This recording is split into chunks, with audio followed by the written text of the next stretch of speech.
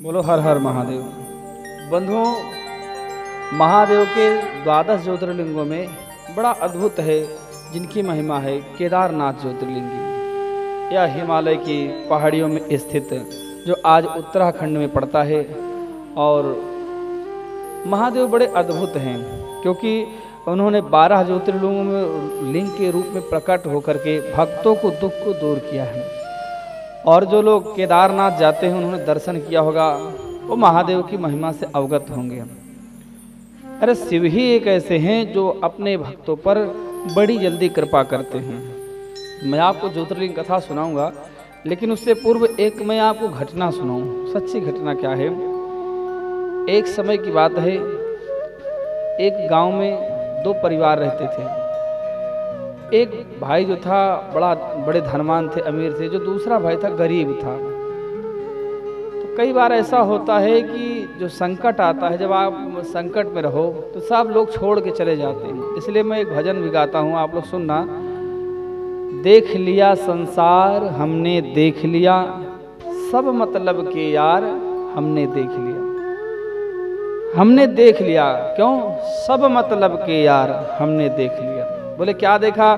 तो साधक कहते हैं तन निरोग धन जेब में जब तक, करेंगे सेवा मन से तब तक, मानेगा परिवार हमने देख लिया संसार हमने देख लिया। तो प्यारे, जो संसार है ना, ये बड़ा निर्दयी है। जब तक आपके जेब में पैसे हैं, जब तक आपके धन है, जब तक आप सबल हैं, निरोगी हैं, तब तक जगत वाले आपका साथ देंगे। अब जब आपके पास धन नहीं रहेगा प्यारे, आप रोगी हो जाएंगे या आप कर्ज में या कुछ ऐसी घटना आपके साथ घटित होगी जिसे दुर्घटना कहते हैं, तो सारे संसार वाले आपको छोड़ करके चले जाएंगे। जैसे जो गरीब भाई था, इसको लकवा मार गया। बड़ा दुखित हुआ, खाट पे पड़ा रहता। पत्नी क्या करती? सेवा करती रहती। एक छोटा सा बेटा, उसके बालक, छोटा सा बालक, दुखों के मारे थे बेचारे। क्या करते? तो पत्नी नित्य शिवलिंग जाती, भगवान मंदिर, शिव मंदिर जाती और शिवलिंग पर जल, बेलपत्र, भांग, धतूरा सब चढ़ाया करती थी। भगवान शिव की पूजा करती थी। श्रावण मास चल रहा था, बड़ा अद्भुत महीना था श्रावण का।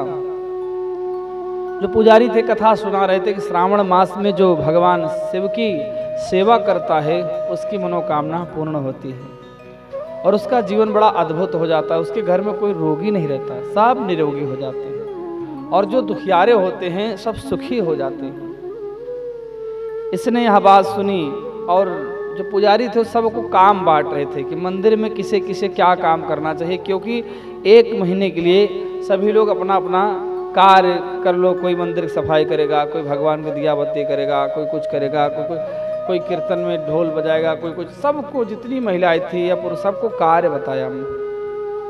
तो ये जो महिला थी, इसने कहा कि मैं भगवान शिव के मंदिर में आके साफ सफाई का काम करूंगी, महादेव की सेवा करूंगी, उनके जो बर्तन इत्यादि वो सब मैं साफ करूंगी। गरीब थी, क्या करती? भगवान की पूजा करने लगी। सेवा नित्य आना और जाना, नियम की पक्की होती। अपने पति को बना करके, भोजन खिला करके, सेवा करके और नहला धुला कपड़े पहना के आती थी। और जब आती पति से कहती मैं भगवान भोलेनाथ के मंदिर जा रही हूँ, तो पति सिर हिला देता, ठीक है जाओ। बोल तो पाता नहीं था, लकवा के सिर हिला देता, ठीक है जाओ। बेटे से कहती बेटा तुम पिताजी के पास रहना, और पिताजी के पास रहना तुम, और कहीं जाना मत। तो जो बेटा छोटा सा था बालक, अपने पिताजी के पास बैठा रहता। पहले भगवान सबको सब कुछ दे, परंतु किसी को दुख ना दे, गरीबी न दे। बड़ा अद्भुत, बड़ा खतरनाक होता है प्यारे, झेला नहीं जाता किसी से। तो ये जो गरीब थे वो नित्य जाती और भगवान शिव की पूजा करके आती। ऐसे बीत गए, उसके 20 दिन बीते। एक दिन क्या हुआ कि इसने सुबह प्रातःकाल उठी और सेवा पूजा करी पति की, और पति की सेवा पूजा करके मंदिर गई और इसने सिर हिलाया। और जब मंदिर से आई है अपने पति को जगाती है, परंतु पति बोलता नहीं। पति को हिलाती डुलाती है, पति कुछ नहीं बोलता है। अब ये तो दहाड़ मार के रोई, हे शंकर भोले, तूने लूट लिया मेरा संसार। भोलेनाथ ये क्या दिया आपने? अरे मैं तो तुम्हारी सेवा करती थी भोलेनाथ, और तुमने मेरे पति का ही ले गए, मेरे पति को ही। अरे प्रभु क्या करा? भगवान अब मेरा सहारा कौन है? मेरा पति था सहारा, वही चला गया। मैं दुखियारन कहाँ जाऊंगा? रोती रही, लोगों ने कहा, बड़े ताने मारे, परंतु ये जो थी मन में उदास रहने लगी। क्या करूं, कैसे करूं? नियम भी ले रखा भगवान शिव की पूजा का, और सेवा पूजा भी कर रही हूं। बड़ी दुखित रहती हूं। अपने पति का जैसे हो सका दाह संस्कार इत्यादि करा, उसकी क्रियाकर्म कराया, दिन रात रोती रहती। और जब पति का सारा संस्कार हो गया तो यह मंदिर पहुंची, और मंदिर पहुंच करके भोलेनाथ को ताना मारती है। भोले, क्योंकि हम लोगों की उलाहना देने की आदत है भगवान को। जब तक हम भगवान को उलाहना नहीं देते प्यारे, तब तक हमसे रहा ही नहीं जाता। हमने देखा है लोग क्या करेंगे, भगवान से क्या कहेंगे, भगवान मेरी नौकरी लगवा दो और तुम्हें 1 किलो लड्डू चढ़ाऊंगा, और नौकरी नहीं लगती तो कहते काहे के लड्डू। ऐसे भी लोग हैं। अरे परमात्मा तुम्हारे 1 किलो लड्डू का भूखा है? वो परमात्मा तुम्हारे पैसों का भूखा है? नहीं प्यारे, भगवान तो मेरे भाव के भूखे, उन्हें भाव से भजो, भाव से। ये गई और भगवान शिव की शरण में रोने लगी। भोले क्या करान महादेव, लेकिन ये सेवा नहीं छोड़ रही, सेवा करने लगी। फिर अब एक दिन क्या हुआ कि यहाँ घर अपने बेटे को छेड़ के जाती है, और जब आती क्या देखती, इसका बेटा बड़ा बीमार, तेज बुखार पड़ा। अब तो और रोने लगी, क्या करूं, मेरे पास तो दवा के पैसे भी नहीं हैं, मैं कैसे अपने बच्चे का इलाज कराऊंगी। अहो मैं तो मारी गई। जितना ही मैं भगवान सेवा कर रही हूँ उतना ही दुखित हो रही हूँ। आप लोगों ने भी देखा होगा, कई लोग कहते हैं कि पहले तो हम सुखी थे, लेकिन जब से मंदिर जाने लगे तब से और दुखी हो गए। ऐसे ये भी कह रही क्या कि जब से मैं भगवान की सेवा करने लगी तब से मैं और दुखित हो गई, रोने लगी। लेकिन बच्चे को दूध पिला के, भोजन करा के, जो भी करना था उसे सुला के मंदिर जाती, फिर आती। 4-5 दिन ऐसे बीत गए। एक दिन तो क्या हुआ कि इसका बच्चा बड़ा बीमार, बहुत दुखित, उसके तेज बुखार, आंखें नहीं खुल रही। इसने नियम ले रखा था क्या कि मुझे शिव जी के शरणों में जाना, महादेव के मंदिर में साफ सफाई करना है, जो बर्तन है, जो उठे हुए बर्तनों को मांजना है, कलश साफ करके धरना है, और महादेव को स्नान कराना है, शिवलिंग इत्यादि पे जो फूल इत्यादि जड़े उन्हें सबको सहलाने के लिए रखना है, नंदी आदि को नहलाना है, कपड़े बदलने हैं भगवान के। इस नियम के लिए वो गई मंदिर, और मंदिर गई है, परंतु इसका जो बेटा था बहुत बीमार था, आंखें नहीं खुल रही थी, बड़ा परेशान। अब जब मंदिर से आई है तो इसका बेटा हंसता हुआ खेलता हुआ मिला और बोला, माँ आज तो बड़ा अद्भुत हुआ। एक बाबा आए थे जिनके बड़ी बड़ी जटाएं थी, एक बाबा आए थे जो उनके हाथों में डमरू था, त्रिशूल था। माँ बोली, बेटा और क्या? बोले, वो तो मुझे गोदी में बिठा के गए और बोले बेटा तो ठीक हो जाएगा, और उनके साथ पिताजी भी थे। हे माँ आज तो बड़ा अद्भुत हुआ। माँ रोने लगी और दोनों हाथ उठा करके बोली, भोलेनाथ तुम्हारा धन्यवाद है। हे प्रभु, हे भोलेनाथ, मैंने आपकी महिमा सुनी थी, लेकिन महादेव आज आपने अपनी कृपा बरसा दी। प्रभु मैं धन्य हुई कि आपने मेरे पुत्र को ठीक किया और मेरे पति को अपने लोक में स्थान दिया। तो प्यारे, एक से बढ़ के एक दुखियारे लोग हैं। तो जब भी आप भगवान के मंदिर जाते हैं, जब भी देवालय जाते हैं, तो ऐसा मत समझिए कि आपका भगवान नहीं सुनता, सुनता है, जरूर सुनेगा। जाते रहिए, पूजा करते रहिए। बोलो हर हर महादेव। तो जो केदारनाथ भगवान की हम चर्चा कर रहे हैं, महादेव की बड़ी अद्भुत महिमा है। केदारनाथ ज्योतिर्लिंग कैसे प्रकट हुए, जरा कथा सुनिए। इनके बारे में 2 कथा आती है। पहले हम कथा सुनते हैं। धर्म के पुत्र हैं नर नारायण। नर नारायण भगवान बद्रिकाश्रम में रह के तपस्या करते हैं, जहाँ जिन्हें आप बद्री विशाल कहते हैं। 4 धामों में जो अद्भुत धाम है, हमारे भारत के जो 4 धाम हैं उनमें जो बद्रीनाथ हैं बड़े अद्भुत हैं। तो जो बद्री विशाल है वहाँ पर भगवान नर नारायण तपस्या करते हैं, जो धर्म के पुत्र हैं। इन्होंने केदार खंड में भगवान शिव की प्रसन्नता के लिए भगवान शिव की आराधना करी। तो वहाँ पर महादेव प्रकट हुए। ज्योति रूप में, क्योंकि भोलेनाथ जो प्रकट होते ज्योति स्वरूप में ही प्रकट होते हैं। जो लोग हिमालय पर्वत पर गए हैं, हिमालय की परिक्रमा करी है, उनसे कभी आप मिलना, कभी पूछना, तो महादेव जब भी किसी को दर्शन देते हैं तो जो वहाँ पर मान सरोवर है, वहाँ पर भगवान शिव माता पार्वती ज्योति स्वरूप में आते हैं और उसमें स्नान करते हैं और निकलते हैं, जाते हैं। कई बार कई दर्शकों को भगवान ने दर्शन दिए हैं जो दर्शन करने जाते हैं। तो ऐसे ही ये जो भगवान प्रकट हुए केदारनाथ ज्योति रूप में प्रकट हुए, और जब प्रकट हुए तो उन्होंने कहा कि हे नर नारायण आप वर मांगो। तो नर नारायण कहते हैं कि हे प्रभु, हे भगवान, हमें यही वर दीजिए कि आप यहाँ पर विराजमान हो जाइए और आप जो संसार के प्राणी हैं आप उनका कल्याण कीजिए। तो संसार में जितने भी प्राणी हैं प्रायः सब महादेव की शरण में रहते हैं, जाते हैं और भगवान उनका कल्याण करते हैं। ये तो पहली कथा हुई। श्री सूत जी कहते हैं जो इस कथा को सुनते हैं वो सभी धन्य होते हैं, उन पर भगवान विशेष की विशेष कृपा होती है।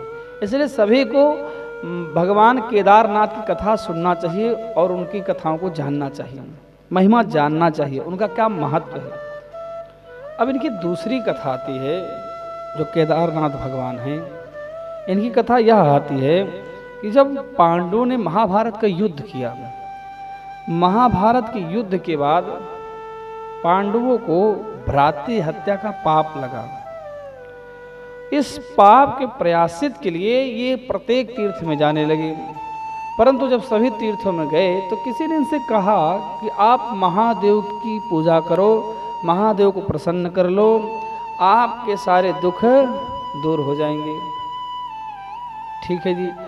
तो भगवान शिव के दर्शन के लिए काशी गए। कहाँ गए? काशी। जब वे काशी पहुंचते हैं तो भगवान शिव इनसे रुष्ट थे और भगवान वहां से अंतर्ध्यान हो गए, अर्थात इन्हें मिले नहीं, चले गए भगवान वहां से। भगवान चले गए तो पांडव दुखित हुए। अब ये पछताने लगे, सोचने लगे कि क्या करूं, कैसे करूं, महादेव के दर्शन कैसे पाऊं। तो सभी ने सलाह किया कि भोलेनाथ के घर कैलाश पर्वत पर चलें, क्योंकि महादेव कैलाश को छोड़ करके कहीं नहीं जाते, हिमालय में जरूर मिलेंगे। तो हिमालय की पहाड़ियों में जाने लगे और ये पांचों पांडव भोलेनाथ को ढूंढते थे। तो भोलेनाथ पशुओं का रूप बना करके वहां रहने लगे। कहते हैं कि केदार खंड में जब पहुंचे, इनका जो संपूर्ण वर्णन आता है वो स्कंद पुराण बड़ा अद्भुत आता है, परंतु जो शिव पुराण के अनुसार छोटा सा है वो मैं आपको श्रवण करा रहा हूं। तो क्या होता है कि जब ये पांडव पहुंचते हैं वहां तो क्या देखते हैं, बहुत सारे बैल एक जगह बैठे होते हैं, बहुत सारे बैल। तो जो भीम होते हैं वो अपना विशालकाय रूप बनाते हैं और दो पहाड़ों के बीच में अपने पैर फैला लेते हैं। तो सारे बैल भाग जाते हैं, लेकिन एक बैल जो है चुपचाप बैठा रहता है। तो भीम जैसे उस बैल को पकड़ने चलते, क्यों? भीम को ऐसा एहसास होता है कि महादेव हैं।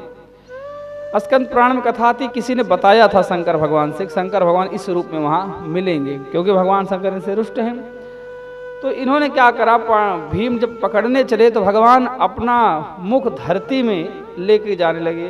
तो जैसे ही धरती में मुख दिया शंकर भगवान, धरती में अपना मुंह डाले, वैसे इन्होंने पीछे से भगवान शंकर की पकड़ लिया। और जब पीछे से पकड़ लिया है तो भगवान शंकर मुख अंदर करके निकले जाके नेपाल, पाल मतलब बिल से निकले, जिसका नाम पड़ा नेपाल।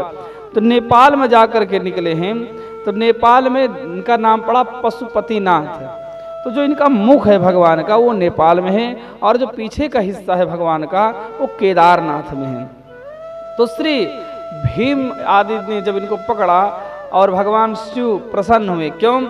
पांडवों की सच्ची लगन थी, सच्ची श्रद्धा थी, सच्ची निष्ठा थी, कोई दिखावे की भक्ति नहीं थी। वो तो भगवान शिव के बड़े प्रेमी थे पांडव, और जो भी भगवान शिव का प्रेमी है भगवान शिव आज भी उसे दर्शन देते हैं।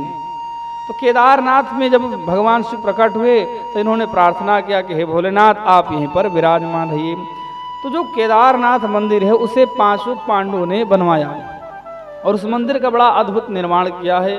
और वहाँ पर पंच केदार कहे जाते हैं तुंगनाथ महादेव, और ऐसे करके 5 केदार हैं, उनकी भी बड़ी महिमा है। बोलो हर हर महादेव।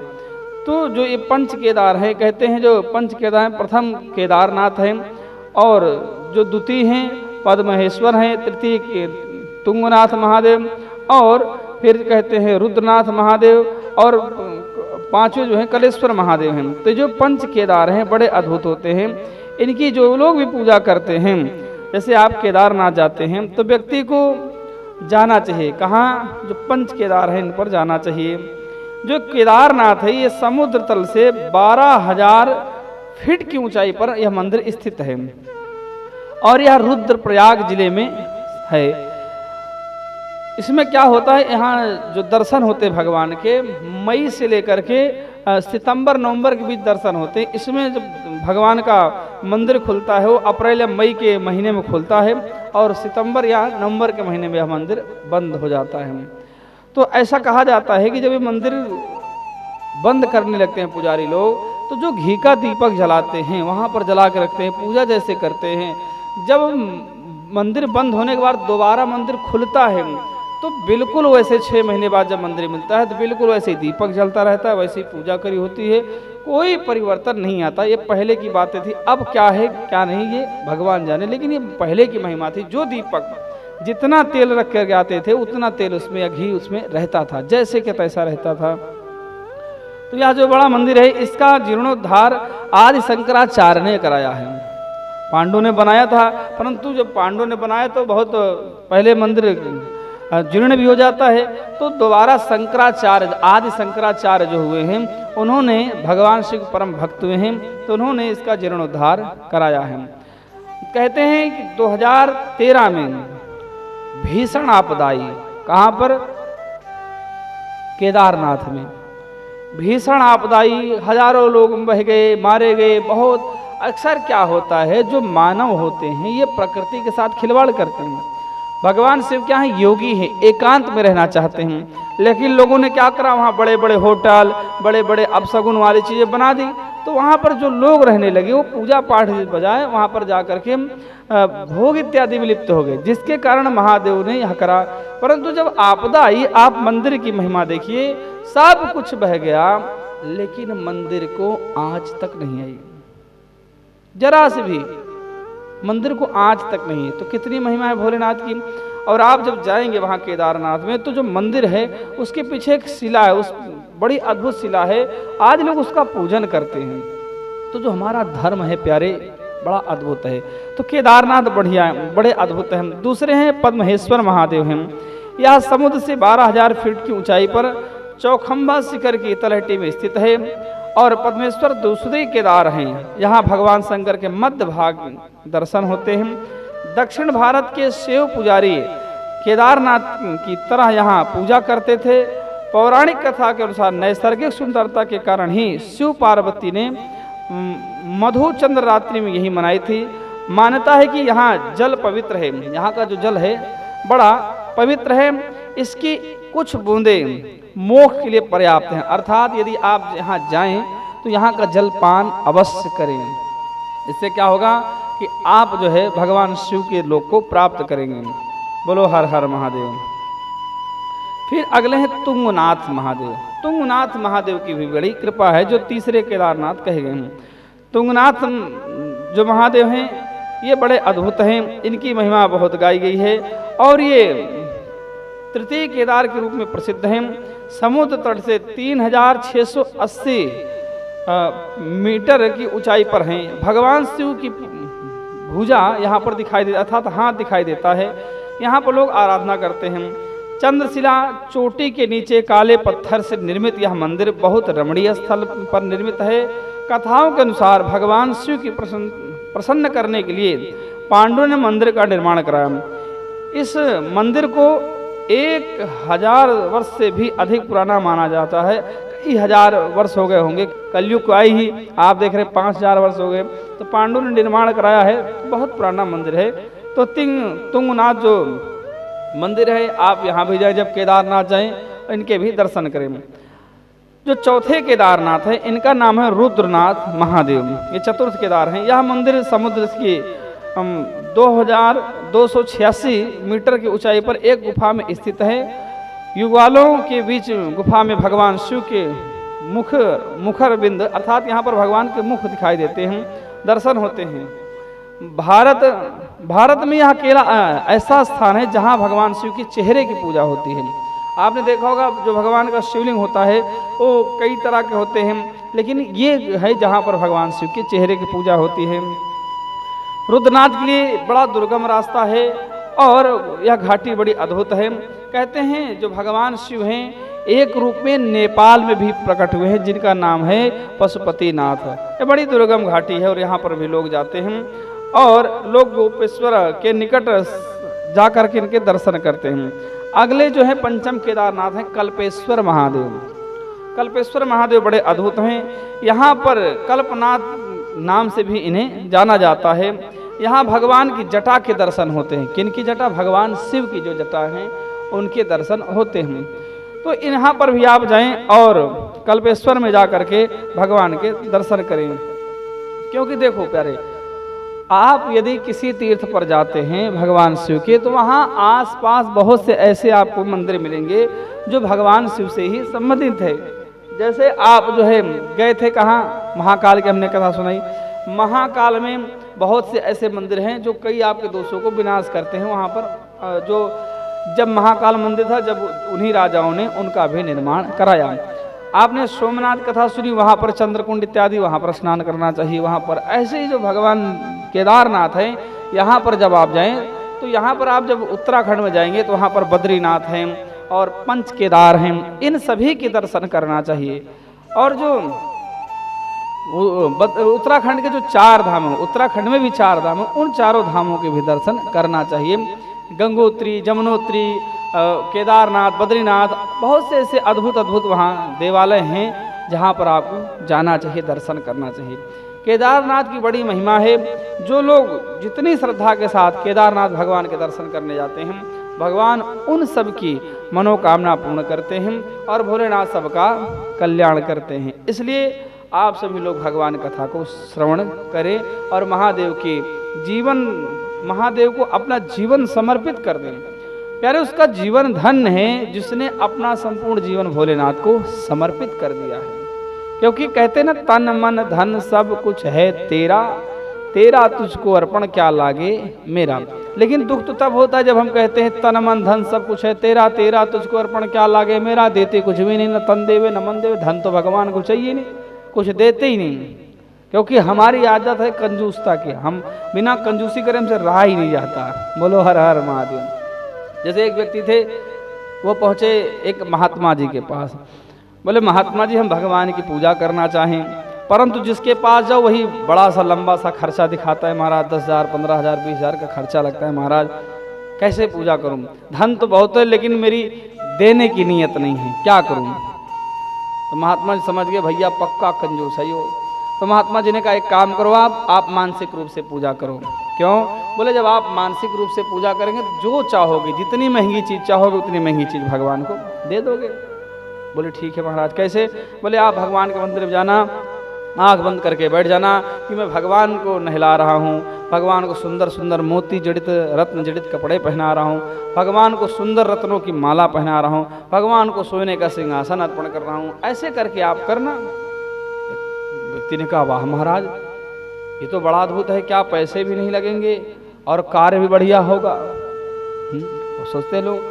तो ऐसे ही इसने क्या करा, घर गया और घर जा करके आंख बंद करके बैठ गया मंदिर में, शिव जी के सन्मुख आंख बंद करके बैठा और इसने मन में ध्यान करा कि हे भगवान, मैं तुम्हें स्नान करा रहा हूँ। भगवान को स्नान कराया, फिर सोचने लगा भगवान को मैं रत्न जड़ित कपड़े पहना रहा हूँ, कपड़े पहनाया, भगवान को स्वर्ण का सिंहासन दे रहा हूँ और भगवान को भोजन करा रहा हूँ, भगवान को दूध का भोग लगा रहा हूँ, पढ़ने लगा। कई दिन बीत गए। एक दिन क्या हुआ, यह ध्यान लगाकर भगवान की पूजा कर रहा था और उसने ध्यान लगा के जब पूजा करी तो ये क्या, दूध में चीनी डाल रहा था, शक्कर डाल रहा था। तो ध्यान में 1 चम्मच की बजाय 2 चम्मच डल गई। जब 2 चम्मच डल गई तो ध्यान में ही उसे निकाल रहा है। किसको? जो इसने शक्कर डाली। ध्यान में निकल जा निकल जा, और भगवान प्रकट हो हाथ पकड़ ले, बोले मूर्ख यहाँ तो छोड़ दे, अरे यहाँ तेरा क्या जा रहा है। तो कई बार लोग होते हैं कृपणता दिखाते, भगवान की पूजा में कृपणता मत दिखाएं, बड़े सच्चे भाव के साथ दर्शन इत्यादि करें और केदारनाथ जाकर के दर्शन करें, अपना जीवन धन्य बनाएं। बोलो हर हर महादेव, जय शिव शंकर।